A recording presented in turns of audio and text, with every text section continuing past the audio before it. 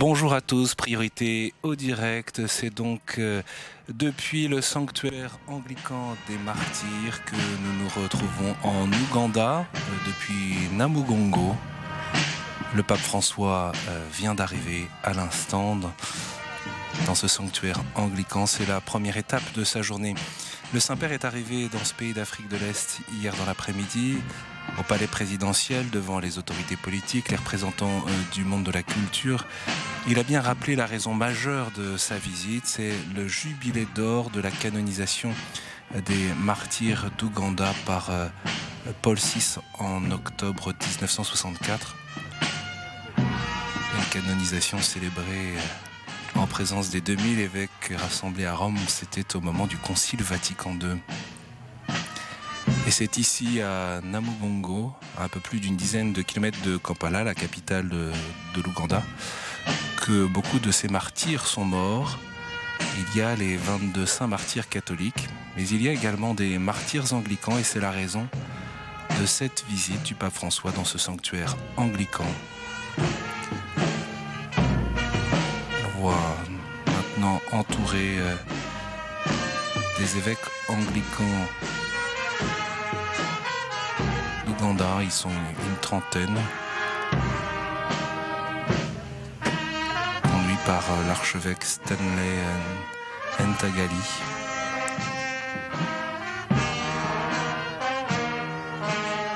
Qui donc dirige l'église anglicane d'Ouganda.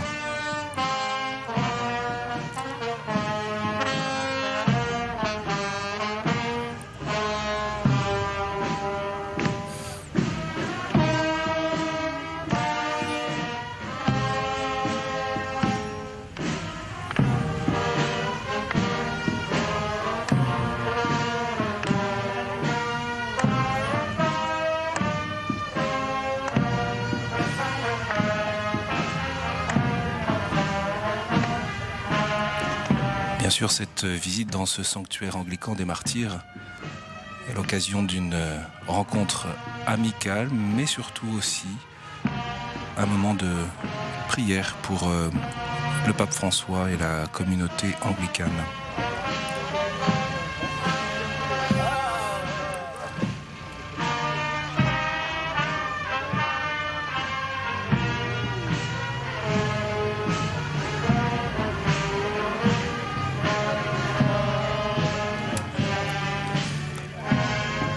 Cette persécution des chrétiens est directement liée à l'évangélisation de l'Ouganda. Ça nous fait remonter à la fin du 19e siècle. Dans ce royaume du Bouganda, sur ce même territoire à l'époque,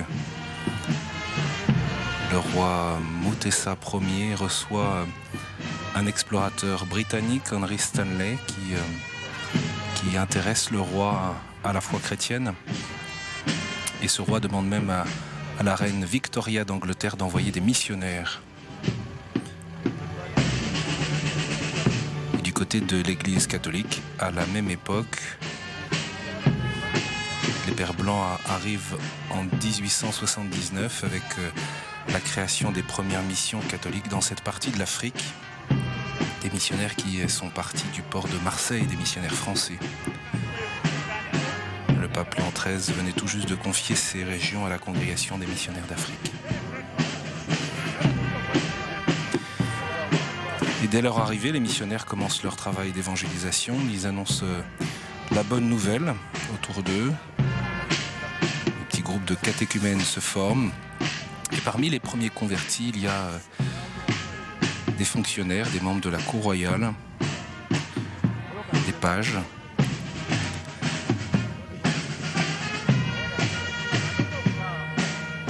Les Pères Blancs gardant en mémoire le baptême des 4 premiers Ougandais en 1880.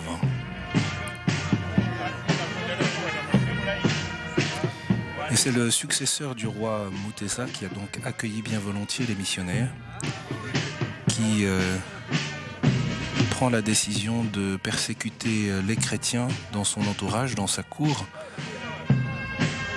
Des membres influents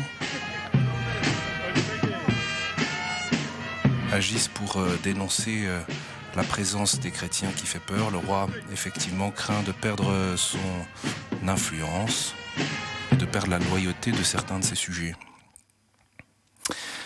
À l'époque, le docteur Hannington était évêque anglican pour l'Afrique équatoriale de l'Est. Alors vous voyez, nous sommes en direct depuis ce sanctuaire anglican des martyrs d'Ouganda, à Manugongo. On va bien sûr retrouver dans un instant, on l'espère, le signal vidéo.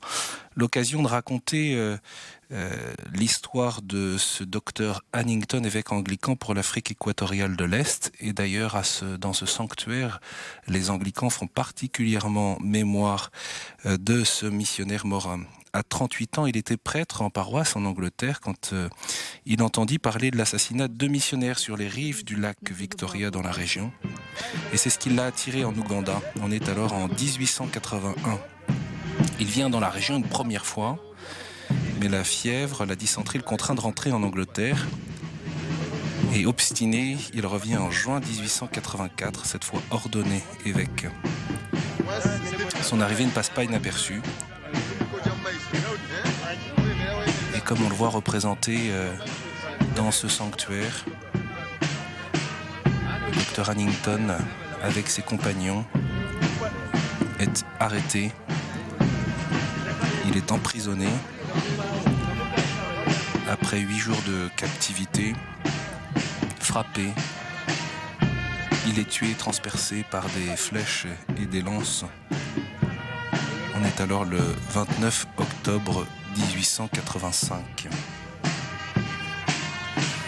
Il aurait dit à ses persécuteurs : « Dites au roi que j'ai acquis la route vers l'Ouganda par mon sang. »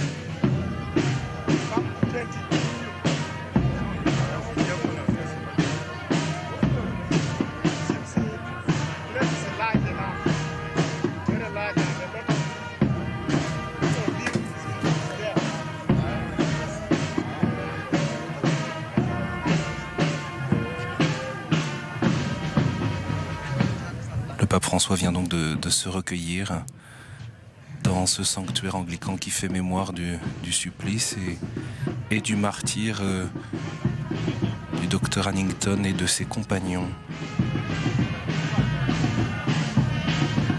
missionnaires anglicans.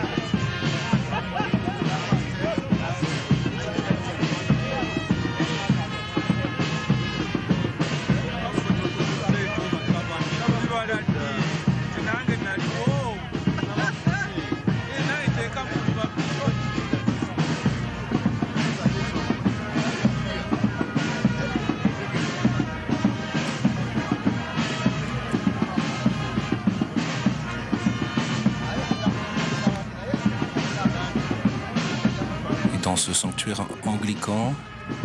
On peut donc voir la représentation du supplice de ces chrétiens, pour beaucoup morts brûlés vifs par décision donc du roi. Et il se trouve que le pape François a beaucoup parlé de l'écuménisme du sang, ou par le sang, et cela s'est vécu particulièrement en Ouganda, puisque après la mort du docteur Hannington, la mise à mort du docteur Hannington, Joseph Mukasa, qui est à l'époque un dignitaire important de la cour du roi Mwanga, reproche à son souverain la mise à mort de l'évêque anglican, ce qui lui vaut d'être décapité une quinzaine de jours après le missionnaire anglican. Beaucoup de chrétiens qui vivaient à la cour du roi, là où la foi commençait à se transmettre, et bien beaucoup de chrétiens qui vivaient dans cette cour du roi sont arrêtés. Et c'est à partir de 1886, de mai 1886, que le roi déclare ouvertement une persécution vers les chrétiens, qu'ils soient catholiques ou anglicans. On raconte que le 25 mai 1886, dans ce royaume de cette Afrique de l'Est, proche des Grands Lacs, le roi Mwanga revient au palais après une chasse infructueuse. Et lorsqu'il apprit que le personnel était allé écouter des instructions religieuses, des catéchèses, il entre en colère, il convie ses chefs à une réunion et il statue du sort des chrétiens qui, selon lui, se sont rebellés contre lui et contre la royauté.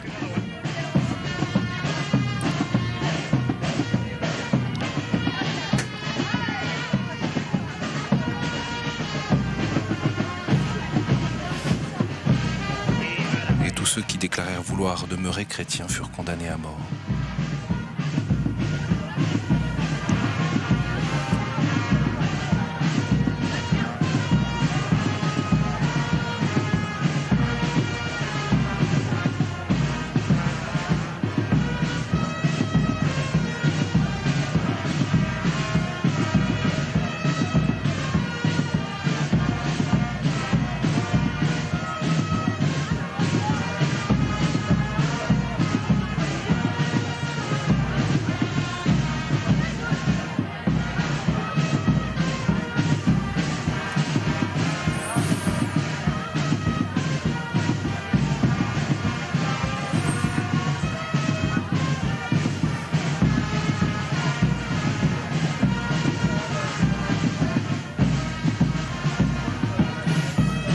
François signe à l'instant donc le livre d'or de ce sanctuaire anglican des martyrs qui se trouve à quelques kilomètres à peine du sanctuaire catholique où il va se rendre dans un instant et pour prier puis célébrer la messe avec une foule de fidèles qui l'attend. Il faut dire que ce sanctuaire national accueille de très nombreux pèlerins.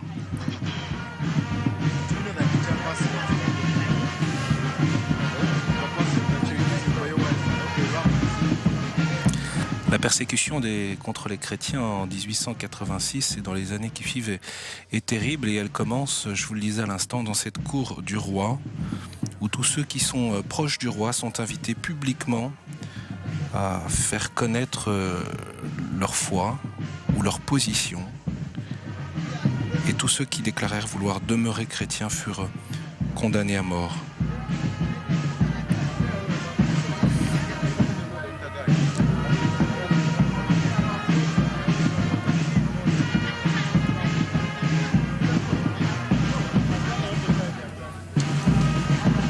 Compte tenu de l'imminence de l'exécution, il y a Charles Lwanga qui était le chef des pages à la cour du roi et qui était catholique, baptisa tous ceux qui étaient encore catéchumènes,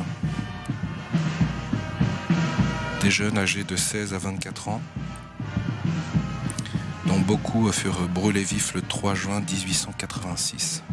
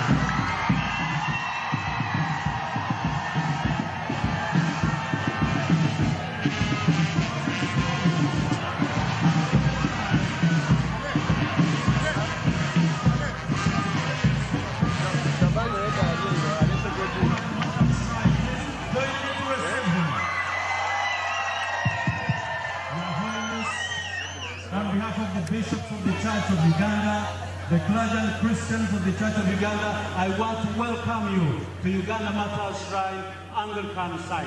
This is the core site. As you have said, we welcome you and thank you for visiting us. Nous sommes très heureux de vous accueillir. C'est la première fois que nous vous accueillons. Soyez le bienvenu. The Pope will wait you and then we shall say a prayer and then we'll see him off because he's going to lead a mass at the Roman Catholic shrine. Le pape vous dira quelques mots et puis nous prierons ensemble et puis il vous dira au revoir parce qu'il se rend maintenant ensuite au sanctuaire catholique. Lord's Prayer together. Our Father, Nous allons dire le Notre Père ensemble. your kingdom come, your will be done on earth as in heaven. Give us this day our daily bread. Forgive us our sins, as we forgive those who sin against us. Lead us not into temptation, but deliver us from evil. Thine is the kingdom, the power and the glory, now and forever. Amen. Lord God, we want to thank you for the visit of the Pope who has... Seigneur, nous voulons te remercier pour la visite du pape. Thank you for the martyrs who died together, Roman Catholics and Anglicans. Merci pour le peuple que tu rassembles. Encourage us in the spirit of agreement. Thank you for your servant. May you bless him during his visit in Uganda and bless the people of Uganda. As he's going to lead Que Dieu vous bénisse tous. May you bless the people who will come. Bless us together as we do your work. Bénissons ceux qui viendront. And may the blessing of God Almighty, the Father, the Son, and the Holy Spirit be with you and remain with you all.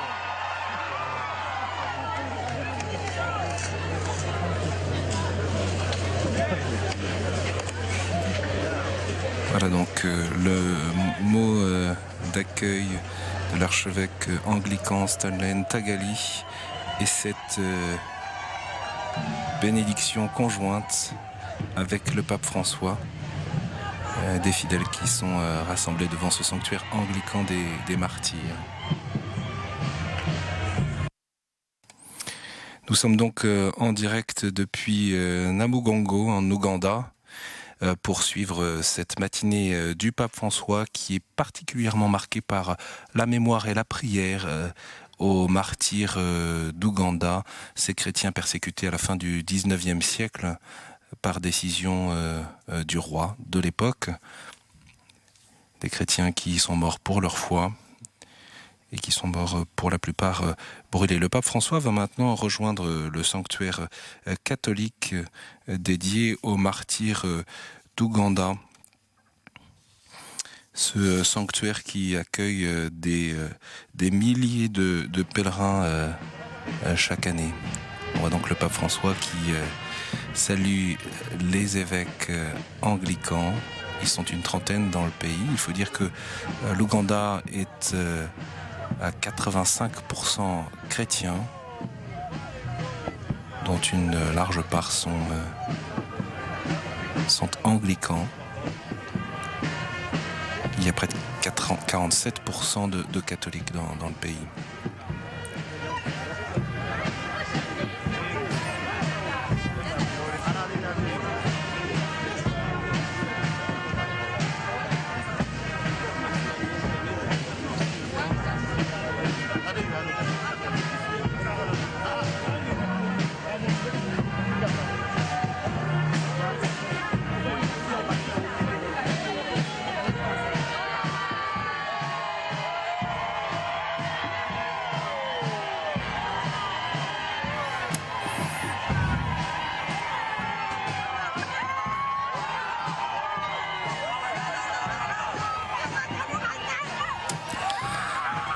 Voilà donc le pape François qui va saluer les personnes qui sont rassemblées le long de la route qui sépare le sanctuaire anglican des martyrs au sanctuaire catholique. C'est là où le pape François va célébrer la messe. Bien sûr, nous allons pouvoir suivre son arrivée en direct tout au long de cette matinée donc dédiée aux martyrs, tout à la fois anglicans mais aussi catholiques, ces martyrs chrétiens d'Ouganda. On se retrouve dans un instant lorsque le pape François arrive au sanctuaire national qui se trouve à peine 3 km de là. À tout de suite.